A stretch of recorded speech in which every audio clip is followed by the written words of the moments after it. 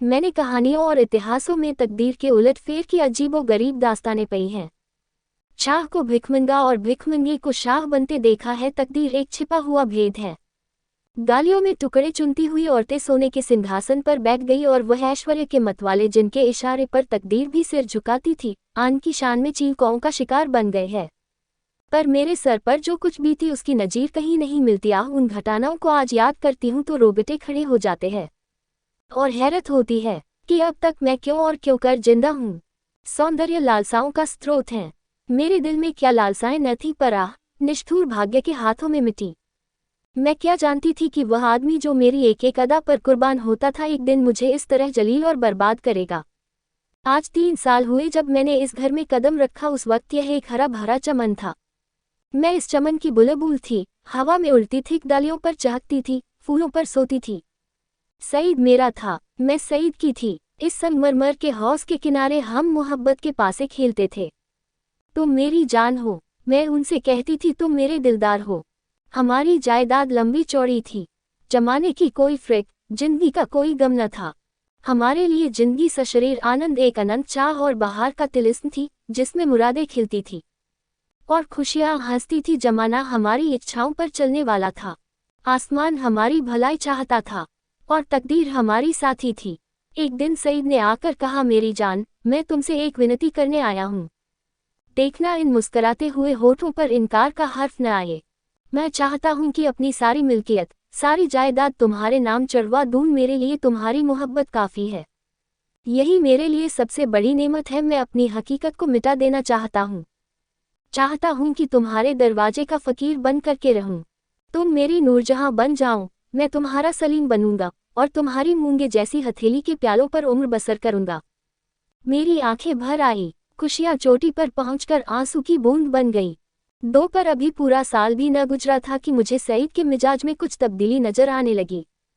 हमारे दरमियान कोई लड़ाई झगड़ा या बदमजगी न हुई थी, मगर अब वह सईद न था जिसे एक लम्हे के लिए भी मेरी जुदाई दूभर थी। वह अब रात की रात गायब रहता। उसकी आंखों में प्रेम की वह उन्मग न थी, न अंदाजों में वह प्यास, न मिजाज में वह गर्मी। कुछ दिनों तक इस रुखेपन ने मुझे खूब रुलाया। मोहब्बत के मजे याद आकर तड़पा देते। मैंने पढ़ा था कि प्रेम अमर होता है। क्या वह स्रोत इतनी जल्दी सूख गया? नहीं, वह अब किसी दूसरे चमन को शादाब करता था। आखिर मैं भी सईद से आंखें चुराने लगी, बेदिली से नहीं, सिर्फ इसलिए कि अब मुझे उससे आंखें मिलाने की तावना थी। उस देखते ही मोहब्बत के हजारों करिश्मे नजरों के सामने आ जाते और आंखें भर आती। मेरा दिल अब भी उसकी तरफ खिंचता था। कभी कभी बेअख्तियार जी चाहता कि उसके पैरों पर गिरूं और कहूं, मेरे दिलदार, ये बेरहमी क्यों? क्या तुमने मुझसे मुंह फेर लिया है? मुझसे क्या खता हुई? लेकिन इस स्वाभिमान का बुरा हो जो दीवार बनकर रास्ते में खड़ा हो जाता। यहाँ तक कि धीरे धीरे दिल में भी मोहब्बत की जगह हसद ने ले ली। निराशा के धैर्य ने दिल को तस्कीन दी। मेरे लिए सईद अब बीते हुए बसंत का एक भूला हुआ गीत था। दिल की गर्मी ठंडी हो गई, प्रेम का दीपक बुझ गया। यही नहीं, उसकी इज्जत भी मेरे दिल से रुखसत हो गई। जिस आदमी के प्रेम के पवित्र मंदिर में मैल भरा हुआ हो वह हरगिज इस योग्य नहीं कि मैं उसके लिए घुलूं और मरूं। एक रोज शाम के वक्त मैं अपने कमरे में पनलेट पर पड़ी एक किस्सा पढ़ रही थी, तभी अचानक एक सुंदर स्त्री मेरे कमरे में आई। ऐसा मालूम हुआ कि जैसे कमरा जगमगा उठा। रूप की ज्योति ने दरो दीवार को रोशन कर दिया। गोया अभी सफेदी हुई है उसकी अलंकृत शोभा, उसका खिला हुआ फूला जैसा लुभावना चेहरा, उसकी नशीली मिठास। किसी तारीफ करूं मुझ पर एक रोग सा छा गया। मेरा रूप का घमंड धूल में मिल गया है। मैं आश्चर्य में थी कि यह कौन रमणी है और यहाँ क्यों कर आई। बेअख्तियार उठी कि उससे मिलूं और पूछूं कि सईद भी मुस्कुराता हुआ कमरे में आया। मैं समझ गई कि यह रमणी उसकी प्रेमिका है। मेरा गर्व जाग उठा। मैं उठी जरूर, पर शान से गर्दन उठाए हुए आंखों में हुस्न के रौब की जगह घृणा का भाव आ बैठा।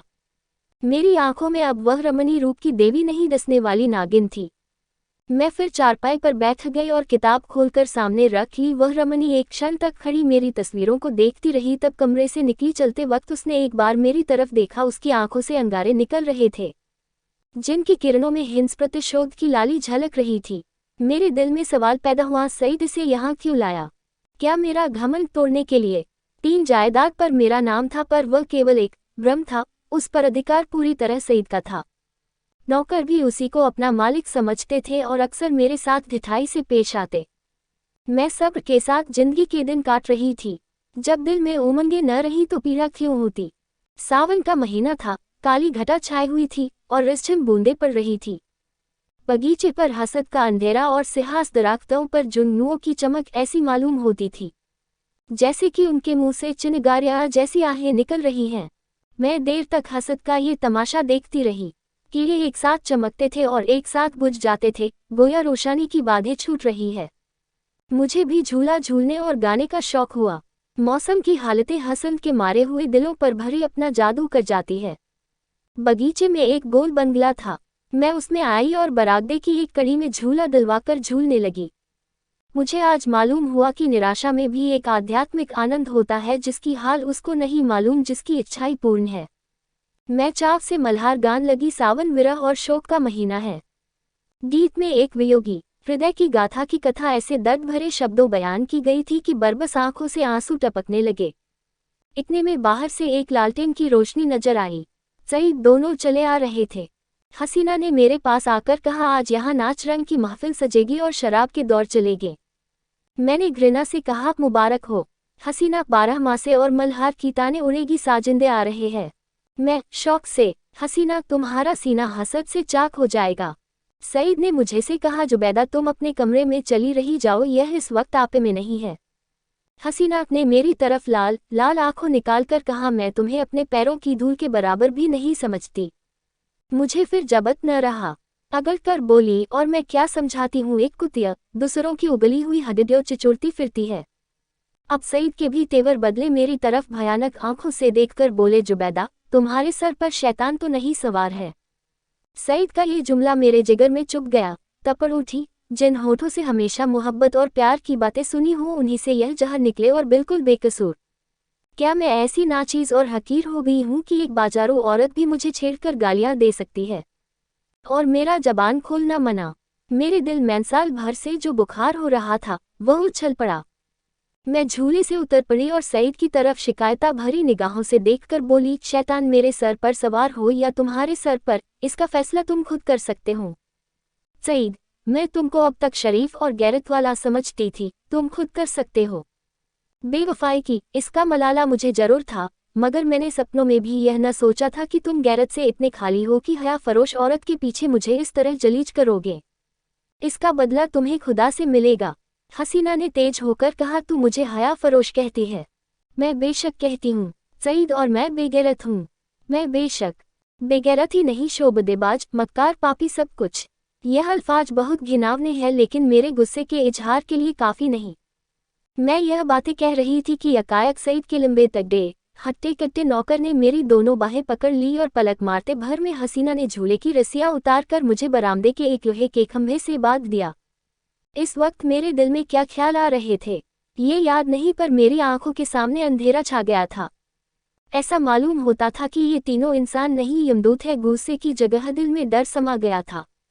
इस वक्त अगर कोई रौबी ताकत मेरे बंधनों को काट देती, मेरे हाथों में आबदार खंजर दे देती, तो भी तो जमीन पर बैठकर अपनी जिल्लत और बेकसी पर आंसू बहाने के सिवा और कुछ न कर सकती। मुझे ख्याल आता था कि शायद खुदा की तरफ से मुझ पर यह कहर नाजिल हुआ है। शायद मेरी बेनमाजी और बेदीनी की यह सजा मिल रहा है। मैं अपनी पिछली जिंदगी पर निगाह डाल रही थी कि मुझसे कौन सी गलती हुई हो जिसकी ये सजा है। मुझे इस हालत में छोड़कर तीनों सूरतें कमरे में चली गईं। मैंने समझा मेरी सजा खत्म हुई, लेकिन क्या ये सब मुझे यूं ही बंधा रखेंगे? लौडिया मुझे इस हालत में देख ले तो क्या कहें? नहीं, अब मैं इस घर में रहने के काबिल ही नहीं। मैं सोच रही थी कि रस्सियां क्यों कर खा लूं, मगर अफसोस मुझे न मालूम था कि अभी तक जो मेरी गति हुई है वह आने वाली बेरहमियों का सिर्फ बयाना है। मैं अब तक न जानती थी कि वह छोटा आदमी कितना बेरहम, कितना कातिल है। मैं अपने दिल से बहस कर रही थी कि अपनी इस जिल्लत मुझ पर कहाँ तक है। अगर मैं हसीना की उन दिल जलाने वाली बातों को जवाब न देती तो क्या ये नौबत न आती? आती, और जरूर आती। वहाँ काली नागिन मुझे डसने का इरादा करके चली थी, इसलिए उसने ऐसे दिल दुखाने वाले लहजे में ही बात शुरू की थी। मैं गुस्से में आकर उसको लान तान करूं और उसे मुझे जलील करने का बहाना मिल जाए।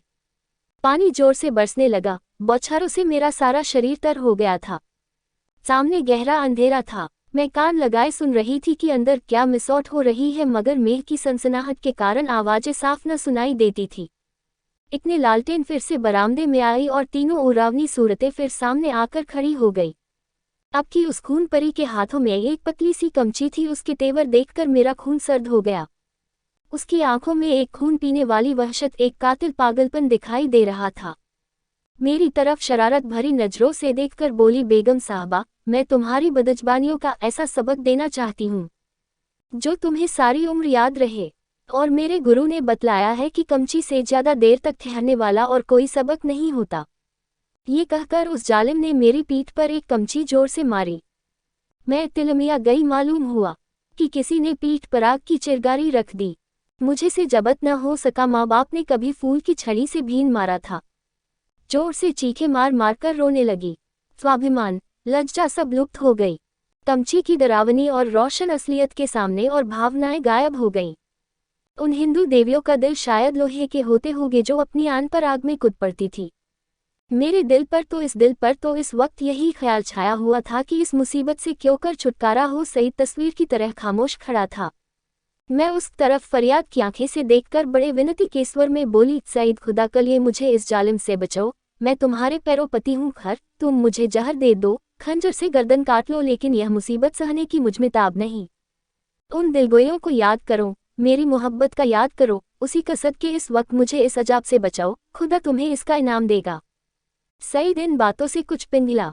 हसीना की तरह डरी हुई आंखों से देखकर बोला, जरीना, मेरे कहने से अब जाने दो। मेरी खातिर से इन पर रहम करो। जरीना तेर बदल कर बोली, तुम्हारी खातिर से सब कुछ कर सकती हूँ, गालियां नहीं बर्दाश्त कर सकती। सईद, क्या अभी तुम्हारे ख्याल में गालियों की काफ़ी सजा नहीं हुई? जरीना, तब तो आपने मेरी इज्जत की खूब कद्र की। मैंने रानियों से चिलमचियाँ उठवाई है। ये बेगम साहबा है किस ख्याल में? मैं इसे अगर कुछ छुरी से काटूं तब भाग्य इसकी बदजबानियों की काफ़ी सजा न होगी। सईद, मुझसे अब ये जुल्म नहीं देखा जाता। जरीना, आंखें बंद कर लो। सईद, जरीना, गुस्सा न दिलाओ। मैं कहता हूँ, अब इन्हें माफ़ करो।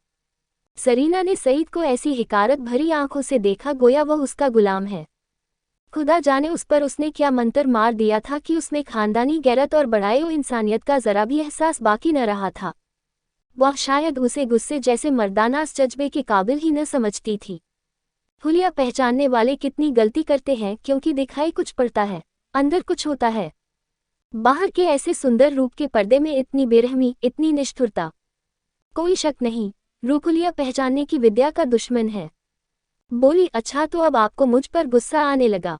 क्यों न हो, आखिर निकाह तो आपने बेगम ही से किया है।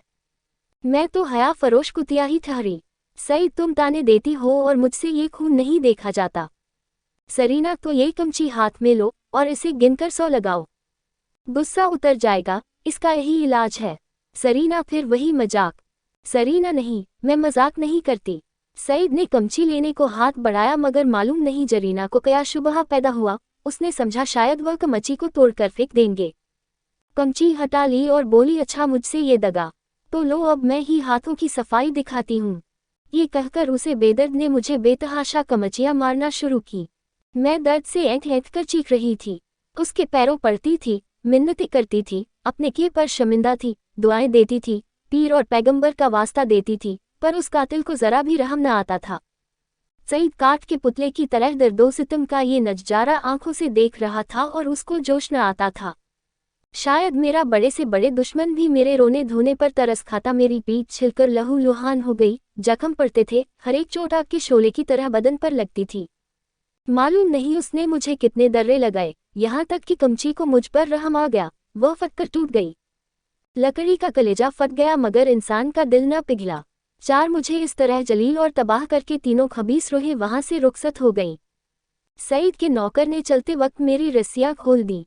मैं कहाँ जाती, उस घर में क्यों कर कदम रखती। मेरा सारा जिस्म नासूर हो रहा था, लेकिन दिल के फफोले उससे कहीं ज्यादा जानलेवा थे। सारा दिल फफोलों से भर उठा था। अच्छी भावनाओं के लिए भी जगह बाकी न रही थी। उस वक्त मैं किसी अंधे को कुएं में गिरते देखती तो मुझे हंसी आती, किसी यतीम का दर्दनाक रोना सुनती तो उसका मुंह चिढ़ाती। दिल की हालत में एक जबरदस्त इनकलाब हो गया था। मुझे गुस्सा न था, गम न था, मौत की आरजू न थी, यहाँ तक कि बदला लेने की भावना न थी। उस इंतहाई जिल्लत ने बदला लेने की इच्छा को भी खत्म कर दिया था। हालांकि मैं चाहती तो कानूनन सईद को शिकंजे में ला सकती थी, उसे दाने दाने के लिए तरसा सकती थी, लेकिन यह बेइज्जती, ये बेआबरूई, ये पामाली बदले के ख्याल के दायरे से बाहर थी। बस सिर्फ एक चेतना बाकी थी और वह अपमान की चेतना थी। मैं हमेशा के लिए जलील हो गई। क्या ये दाग किसी तरह मिट सकता था? हरगिज नहीं। हाँ, वह छिपाया जा सकता था और उसकी एक ही सूरत थी कि जिल्लत के काले गड्ढे में गिर पड़ूं ताकि सारे कपड़ों की स्याही इस सियाह दाग को छिपा दे। क्या इस घर से बियाबान अच्छा नहीं जिसके पेंदे में एक बड़ा छेद हो गया हो? इस हालत में यही दलील मुझ पर छा गई। मैंने अपनी तबाही को और भी मुकम्मल, अपनी जिल्लत को और भी गहरा, आने काले चेहरे को और अरबी काला करने का पक्का इरादा कर लिया। रात भर मैं वहीं पड़ी, कभी दर्द से कराहती और कभी इन्हीं ख्यालात में उलझती रही। ये घातक इरादा हर क्षण मजबूत से और भी मजबूत होता जाता था। घर में किसी ने मेरी खबर न ली। पौ फटते ही मैं बागीचे से बाहर निकल आई। मालूम नहीं मेरी लाज शर्म कहाँ गायब हो गई थी। जो शख्स समुंदर में गोते खा चुका हो उसे ताले तलैयों का क्या डर। मैं जो दरो दीवार से शर्माती थी, इस वक्त शहर की गलियों में बेधड़क चली जा रही थी। चोर कहाँ? वहीं जहाँ जिल्लत की कद्र है, जहाँ किसी पर कोई हंसने वाला नहीं, जहाँ बदनामी का बाजार सजा हुआ है, जहाँ हया बिकती है और शर्म लुटती है। इसके तीसरे दिन रूप की मंडी के एक अच्छे हिस्से में एक ऊंचे कोठे पर बैठी हुई मैं उस मंडी की सैर कर रही थी। शाम का वक्त था। नीचे सड़क पर आदमियों की ऐसी भीड़ थी कि कंधे से कंधा छिलता था। आज सावन का मेला था। लोग साफ सुथरे कपड़े पहने कतार की कतार दरिया की तरफ जा रहे थे। हमारे बाजार की बेशकीमती जिन्स भी आज नदी के किनारे सजी हुई थी। कहीं हसीनों के झूले थे, कहीं सावन की मीत, लेकिन मुझे इस बाजार की सैर दरिया के किनारे से ज्यादा पुरलूत्फ मालूम होती थी। ऐसा मालूम होता है कि शहर की और सब सड़कें बंद हो गई हैं, सिर्फ यही तंग गली खुली हुई है और सबकी निगाहें कोठों ही की तरफ लगी थी। गोया वह जमीन पर नहीं चल रहे हैं, हवा में उड़ना चाहते हैं। हाँ, पढ़े लिखे लोगों को मैंने इतना बेधड़क नहीं पाया। वह भी घूरते थे मगर कनखियों से। अधेड़ उम्र के लोग सबसे ज्यादा बेधड़क मालूम होते थे। शायद उनकी मंशा जवानी के जोश को जाहिर करना था। बाजार क्या था, एक लंबा चौड़ा थिएटर था। लोग हंसी दिल्लगी करते थे, लुत्फ उठाने के लिए नहीं, हसीनों को सुनाने के लिए। मुंह दूसरी तरफ था, निगाह किसी दूसरी तरफ। बस भांडों और नक्कालों की मजलिस थी। यकायक सईद की फिंटन नजर आई। मैं रोज पर कई बार सैर कर चुकी थी। सईद अच्छे कपड़े पहने अकड़ा हुआ बैठा था। ऐसा सजीला बांका जवान सारे शहर में न था। चेहरे मुहरे से मर्दानापन बरसता था। उसकी आंख एक बारे मेरे कोठे की तरफ उठी और नीचे झुक गई। उसके चेहरे पर मुर्दनी सी छा गई, जैसे किसी जहरीले सांप ने काट खाया हो। उसने कोचवान से कुछ कहा। दम के दम में फिटन हवा हो गई। इस वक्त उसे देखकर मुझे जो द्वेषपूर्ण प्रसन्नता हुई, उसके सामने उस जानलेवा दर्द की कोई हकीकत न थी। मैंने जलील होकर उसे जलील कर दिया। यक कटार कमचियों से कहीं ज्यादा तेज थी। उसकी हिम्मत न थी कि अब मुझसे आंख मिला सके। नहीं, मैंने उसे हरा दिया, उसे उम्र भर के दिले कैद में डाल दिया। इस कालकोठरी से अब उसका निकलना गैर मुमकिन था, क्योंकि उसे अपने खानदान के बड़प्पन का घमंड था। दूसरे दिन भोर में खबर मिली कि किसी कातिल ने मिर्जा सईद का काम तमाम कर दिया। उसकी लाश उसी बागीचे के गोल कमरे में मिली, सीने में गोली लग गई थी। 9 बजे दूसरे खबर सुनाई दी, जरीना को भी किसी ने रात के वक्त कत्ल कर डाला था। उसका सर तन जुदा कर दिया गया। बात को जांच पड़ताल से मालूम हुआ कि ये दोनों वारदातें सईद के ही हाथों हुई। उसने पहले जरीना को उसके मकान पर कत्ल किया और तब अपने घर आकर अपने सीने में गोली मारी। इस मर्दाना गैरतमंदी ने सईद की मोहब्बत मेरे दिल में ताज़ा कर दी। शाम के वक्त मैं अपने मकान पर पहुंच गई। अभी मुझे यहाँ से गए हुए सिर्फ 4 दिन गुजरे थे, मगर ऐसा मालूम होता था कि वर्षों के बाद आई हूँ। दरदीवार पर हसरत छाई हुई थी। मैंने घर में पाँव रखा तो बरबस सईद की मुस्कुराती हुई सूरत आंखों के सामने आकर खड़ी हो गई। वही मर्दाना हुस्न, वही बांकपन, वही मनोहार की आंखें। बेअख्तियार मेरी आंखें भर आई और दिल से एक ठंडी आह निकल आई। गम इसका न था कि सईद ने क्यों जान दे दी। नहीं, उसकी मुजरिमाना बेहिसी और रूप के पीछे भागना, इन दोनों बातों को मैं मरते दम तक माफ न करूंगी। गम ये था कि यह पागलपन उसके सर में क्यों समाया। इस वक्त दिल की जो कैफियत है, उससे मैं समझती हूँ कि कुछ दिनों में सईद की बेवफाई और बेरहमी का घाव भर जाएगा। अपनी जिल्लत की याद भी शायद मिट जाए, मगर उसकी चंदरोजा मोहब्बत का नक्श बाकी रहेगा और अब यह सही मेरी जिंदगी का सहारा है।